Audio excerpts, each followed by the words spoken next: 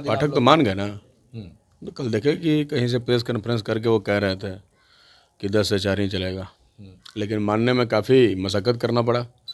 अब नीतीश जी के दुलरुआ अधिकारी हैं। नीतीश जी के दुलरुआ है। हाँ, तभी तो वो कैसे गेस्ट टीचर की बहाली कर रहे हैं, कैसे नाइट गार्ड की बहाली कर रहे हैं, कैसे कंप्यूटर संचालक की बहाली कर रहे हैं, कोई उसमें उसमें पारदर्शिता नहीं है। जिसको इतना बड़ा ईमानदार कह रहे हैं वो दरअसल उससे बड़ा जो है वो भ्रष्टाचारी आदमी है। नमस्कार, मेरा नाम प्रेम है और आप लाइव स्ट्रीम देख रहे हैं। देखिए, सदन में तो खूब हंगामा हुआ नियोजित शिक्षक और के पाठक को लेकर। हमारे साथ बात करने के लिए अजीत कुशवाहा हैं। क्या कुछ मसला हुआ, कितना सॉल्यूशन निकला, क्योंकि विपक्ष के लोग लगातार आवाज उठा रहे हैं। मुख्यमंत्री नीतीश कुमार भी कहें कि हम लोग भी स्कूल में पढ़ते थे, 10 से 4 ही चलता था क्लास। क्या कुछ हुआ इतना दिन आप पाठक तो लोग। मान गए ना। तो कल देखे कि कहीं से प्रेस कॉन्फ्रेंस करके वो कह रहे थे कि 10 से 4 ही चलेगा, लेकिन मानने में काफ़ी मशक्क़त करना पड़ा। अब नीतीश जी के दुलरुआ अधिकारी हैं। नीतीश जी के दुलरुआ है। हाँ, तभी तो कोई मुख्यमंत्री किसी अधिकारी को सदन में खड़ा होकर ईमानदार होने का सर्टिफिकेट बांट रहा है। ये तो बहुत बिरले ही आपको दिखेगा। ईमानदार देने होने का सर्टिफिकेट देना कितना उचित है, इस पर भी बात की जानी चाहिए। लेकिन खैर, उनको लगा उनसे क्या उनका रिलेशन है, क्या उनसे संबंध है कि इतने लोगों के विरोध के बावजूद भी उन पर कार्रवाई नहीं हो रही है। जबकि विधान परिषद में तो बीजेपी के भी माननीय सदस्य जो है उनके खिलाफ खड़े हुए, और विधानसभा तो 2-2 दिन 3-3 दिन उनके सवाल पर वॉकआउट हुआ शिक्षकों के समर्थन में। तब भी मतलब पता नहीं क्या उनका उनसे रिलेशन है, तो समझना थोड़ा मुश्किल है।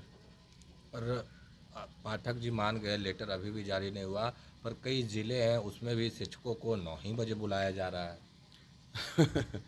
ये तो तानाशाही है।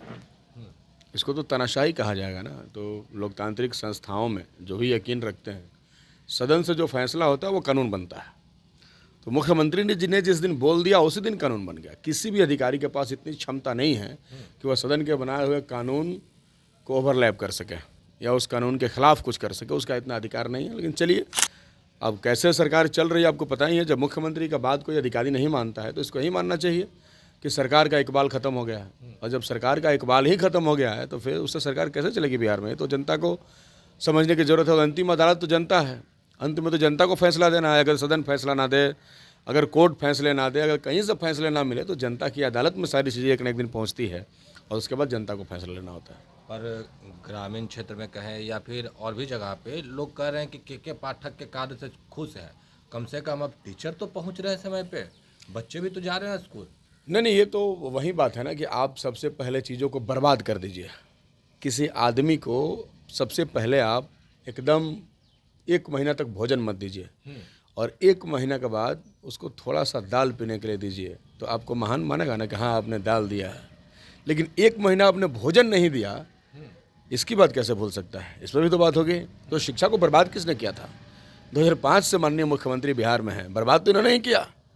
अब के पाठक के बहाने अपनी तमाम नाकामियों को छुपाने की कोशिश कर रहे हैं। हम लोग भी गांव में रहते हैं, हम भी स्कूलों में जाते हैं और स्कूलों में आधारभूत संरचना नहीं है, क्लासरूम्स नहीं है। पहला दूसरा तीसरा क्लास एक कमरे में बैठ के पढ़ता है, 5वां 6वां एक कमरे में पढ़ता है। हाँ जी, अभी भी पूरा प्राइमरी स्कूल ज़मीन पर बैठ के पढ़ता है। कहीं बेंच है स्कूल में, कहीं डेस्क है स्कूल में, इंफ्रास्ट्रक्चर है। जिस दिन किसी भी स्कूल में, तो दावे के साथ कहता हूँ, एक्सेप्शन को छोड़कर बिहार के किसी भी हाई स्कूल में जिस दिन 100% लड़के आ जाएंगे, उस दिन किसी भी स्कूल में बैठने का जगह नहीं मिलेगा। आपके क्षेत्र में भी यही कहीं भी नहीं मिलेगा। मेरे क्षेत्र में क्या, मेरे क्षेत्र में नहीं, कहीं भी नहीं मिलेगा। हम लोग तो घूमते हैं पूरे बिहार में, देखते हैं ना। तो भाई साहब, बर्बाद पहले आपने किया और आप अब जो है, आप जो कह रहे हैं कि हम शिक्षा में सुधार कर रहे हैं, कुछ नहीं कर रहे हैं। बीपीएससी से शिक्षकों की बहाली हुई, ये मील का पत्थर हुआ शिक्षा के क्षेत्र में। और भी इस तरीके से शिक्षकों की बहाली होनी चाहिए। नहीं, कहीं ना कहीं आप कह रहे हैं 2005 के बाद बर्बाद हुआ, 5 के पहले ठीक था। 5 के पहले तो मुझे लगता है कि आपको भी बहुत ज़्यादा होश नहीं होगा। हम लोग तो 5 के बाद ही ना देख रहे हैं। नहीं तो आप जाइए अपने दादाजी पिताजी से पूछिएगा, जब कन्वेंट स्कूल नहीं हुआ करता था उस समय तो सब सरकारी स्कूल में पढ़ते थे। और सरकारी स्कूल में तो लोग कहते हैं कि बहुत अच्छी पढ़ाई होती थी। ये तो इधर ही ना बिगड़ा है। पर नीतीश कुमार तो कह रहे हैं कि 5 के बाद अब नीतीश बिहार में कितना सुधार हुआ, सभी क्षेत्र में, सड़क हो, नीतीश नली जी हो, गली हो, नीतीश जी शिक्षा जो हो। कहेंगे वही हम मान नहीं लेंगे ना। हमारी भी आंखें हैं ना। आपको भी भगवान आंख दिया है ना, तो आप घूम के देखिए ना भाई कि क्या है। आप जब से स्कूलों में पढ़ रहे हैं तब से क्या स्थिति है, उसी समय से बर्बाद है। स्कूल में ना क्लासरूम बने, ना शिक्षकों की बहाली हुई, ना कुछ हुआ। कौन किया? 5 से 20 हो गया ना जी, 24 हो गया, कितने साल बीत गए। अब तक तो शिक्षा में इतना मुकम्मल सुधार हो जाना चाहिए था कि कोई अपना बच्चा को कन्वेंट में नहीं भेजता। हम तो उम्मीद करते हैं कि शिक्षा ऐसी होनी चाहिए कि कोई व्यक्ति अपने बच्चे को प्राइवेट स्कूल में नहीं भेजे। इतनी शिक्षा बेहतर होनी चाहिए। इतना मजबूत क्या, इतना मजबूत हो सकता है? ये ज़बरदस्ती अनुशासन का पाठ पढ़ा करके शिक्षा में सुधार नहीं किया जा सकता। शिक्षा में सुधार करने के लिए उसमें आमूल-चूल परिवर्तन करना होगा, उसका इंफ्रास्ट्रक्चर को डेवलप करना होगा। लेकिन ये पाठक क्या कर रहा है? ये आउटसोर्सिंग कंपनी लाकर, आउटसोर्सिंग कंपनी कहाँ से आया? आउटसोर्सिंग में जो कंपनी इम्पैनल्ड है वो कहाँ से कंपनी आई? उसके लिए कब टेंडर हुआ? उसमें रिजर्वेशन का पालन हुआ कि नहीं हुआ? कहीं कोई नियम कानून नहीं है। वो कैसे गेस्ट टीचर की बहाली कर रहे हैं, कैसे नाइट गार्ड की बहाली कर रहे हैं, कैसे कंप्यूटर संचालक की बहाली कर रहे हैं, कोई उसमें पारदर्शिता नहीं है। तो ये तो सबसे बड़ा भ्रष्टाचार का सवाल है। एक दिन खुलासा होगा कि जी जिसको इतना बड़ा ईमानदार कह रहे हैं वो दरअसल उससे बड़ा जो है वो भ्रष्टाचारी आदमी है। अच्छा, बीपीएससी से बिहार में शिक्षकों की भर्ती की गई है। अब कहीं ना कहीं क्रेडिट लेने के लिए होड़ मचा हुआ है। आरजेडी के लोग कह रहे हैं कि जब हम सरकार में आए तो जो 17 सालों में नहीं हुआ 17 महीनों में करके दिखाया।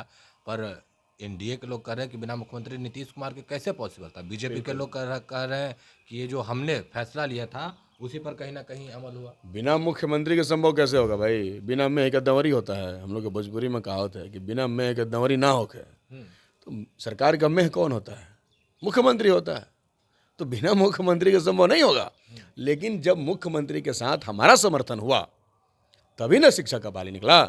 बीजेपी वाले तो 2005 से मुख्यमंत्री के साथ हैं, तो कहाँ शिक्षकों का बहाली निकला? उनके तो बड़े नेता सुशील कुमार मोदी कहते थे कि देखते हैं कि कौन राज्यकर्मी का दर्जा देता है, कहाँ से पैसा आएगा, भगवान भी नहीं दे सकता। लेकिन हुआ कि नहीं हुआ? चीज़ें कहाँ से कहाँ तक पहुँच गई। तो बीजेपी वाले के पास बोलने का तो कुछ है नहीं। और मुख्यमंत्री जी को ये आइडिया कि बीपीएससी से बहाली हो हम लोगों ने दिया। आप लोगों ने हाँ, तब किसने दिया? हम लोग आए तब ना। पर बीजेपी के लोग कह रहे हैं कि हम लोगों ने ही सब कुछ कर दिया। फाइल पर सिग्नेचर हम लोगों का है। कहने उनके से शिक्षा मंत्री तो कार्यालय नहीं जाते थे। शिक्षा मंत्री कार्यालय जाते थे, नहीं जाते थे, क्यों जाते थे, क्यों नहीं जाते थे, उसका उन्होंने खुलासा कर दिया। शिक्षा मंत्री के जाने नहीं जाने से कुछ नहीं होता है। सरकार किसकी थी? महागठबंधन की सरकार थी ना। उस सरकार ने किया। बीजेपी का कहना, बीजेपी जब तक सरकार में थी तब तक हुआ क्या, ये सब लोग जानते हैं। ये बताने की जरूरत है क्या? ये तो सबको पता है कि कब से शुरू हुई बहालियाँ और कैसे हुआ। अब आगे भी होगा, हम उम्मीद करते हैं कि आगे भी होनी चाहिए। नियोजित शिक्षक अभी भी सड़क पर हैं, अपनी मांगों को लेकर लगातार प्रदर्शन कर रहे हैं, प्रोटेस्ट कर रहे हैं, राजकर्मी की दर्जे। उन लोगों का कहना है कि हम लोग कई परीक्षा दिए हैं, अब फिर से एक हाँ, परीक्षा। वो सही कह रहे हैं। उनका परीक्षा लेने की कोई ज़रूरत नहीं है। उनको राज्यकर्मी का दर्जा बिना किसी परीक्षा के बिना शर्त दी जानी चाहिए। हम इसके साथ हैं। आवाज तो आप लोग भी उठा रहे हैं ना, सदन में भी उठाए, क्या सबसे हुआ? पहले हम ही लोग उठा रहे हैं। महागठबंधन सरकार का हम समर्थक थे, उस समय भी हमने ये सवाल उठाया था। सरकार में एजेंडा हमने ही बनवाया था। मुख्यमंत्री से बातचीत हम ही लोगों ने किया था, हम ही लोगों के पल पे हुआ था। और उस समय एक बात आगे बढ़ी थी, लेकिन फिर बात पीछे हो गई। लेकिन हमारी लड़ाई जो सड़क पे है वो है। सदन में भी हम लोग लड़ रहे हैं। आप देखते हैं, आप लोग सदन में भी राज्यकर्मी के दर्जा मिले, इस सवाल को हम लोग उठाते हैं और यहाँ भी हम लोग उठा रहे हैं। तो निश्चित तौर पे लड़ाई चलेगी। हम लोग नियोजित शिक्षकों के समर्थन में हैं। अभी भी लाठी खाते रहेंगे नियोजित शिक्षक? हाँ बिल्कुल। जनता तो जब तक उसको अधिकार नहीं मिलेगा तब तक संघर्ष करती रहेगी, तब तक संघर्ष करती रहेगी। लाठी मारने वालों का हिसाब भी जनता करती है। कह रहे हैं कि एक परीक्षा देने में ही क्या हर्ज है। ऐसा थोड़ा है। जो कह रहे हैं, जो ये नियम बना रहे हैं कलेक्टर साहब लोग, आईएएस लोग, उन देंगे यूपीएससी का एग्ज़ाम, उनसे लिया जाए, पास हो जाएंगे। अरे भाई, सिलेबस बदल जाता है, चीज़ें बदल जाती हैं, है ना। तो ये उचित बात नहीं है। उन्होंने परीक्षा सक्षमता परीक्षा तो सब पास कर चुके हैं। कितनी बार परीक्षा लीजिएगा? ये परीक्षा का विषय लाना जो है कहीं ना कहीं उनके सवालों से दरकिनार करने की कोशिश है। यही बात है कि ये परीक्षाओं में उलझा दो ताकि उनका जो मांग है वो अधूरा रह जाए और उनका मांग पूरा ना करना पड़े। नहीं, आप लोग जब सरकार में थे, 17 महीने सरकार के साथ समर्थन दिए, उस दौरान हुआ कि मामूली परीक्षा लेकर राजकर्मी का दर्जा है वो दिया जाए। उस समय गांधी मैदान से भी मुख्यमंत्री नीतीश देखिए, उस समय भी परीक्षाओं का विरोध हमारी पार्टी भाकपा माले ने किया था और आज भी हम कर रहे हैं। फिर मुख्यमंत्री ने कहा कि परीक्षा में कोई दम नहीं होगा, एक सक्षमता परीक्षा टाइप का हम लोग करेंगे। लेकिन अब तो फिर कह रहे हैं कि बीपीएससी टाइप का होगा। तो ये तो कहीं से भी उचित नहीं है। चलिए, क्या कुछ कर रहे थे हमने आपको सुनवाया। फिलहाल के इतना ही। बने रहे लाइव के साथ। धन्यवाद।